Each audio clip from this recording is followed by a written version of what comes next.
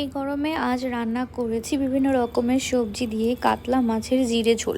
প্রথমেই সরিষার তেলের মধ্যে অ্যাড করেছি 5 ফোড়ন এবং কাঁচা লঙ্কা চিড়ে। তারপরে অ্যাড করেছি জিরা বাটা, তার সাথে রয়েছে কাঁচা লঙ্কা এবং ধনেপাতা বাটা। মশলাটা কিছুক্ষণ কষিয়ে অ্যাড করেছি নুন এবং ধনে গুঁড়ো। তারপরে কিছুক্ষণ কষানোর পর আমরা বিভিন্ন রকমের সবজি যেমন পেঁপে, কাঁচকলা, লাউ পাতার যে ডাঁটা হয় সেই ডাঁটা এবং আলু এবং টমেটো ইউজ করেছি এবং সাথে দিয়েছি কাতলা মাছ আগে থেকে ভেজে রাখা। মশলার সাথে কিছুক্ষণ কষিয়ে জল দিয়ে নামিয়ে নিয়েছি একটি কাঁচা লঙ্কা দিয়ে। এই গরমের মধ্যে এই লাইট ঝোলটা খুবই উপকারী এবং শরীরের জন্য খুবই কার্যকরী একটি রেসিপি বলা যায়। কাঁচা কলার মধ্যে রয়েছে পটাশিয়াম, যেটি হৃদরোগের ঝুঁকি কমায়। তাছাড়াও রয়েছে ফাইবার, যা ওজন নিয়ন্ত্রণে সাহায্য করে এবং হজম শক্তি বাড়ায়।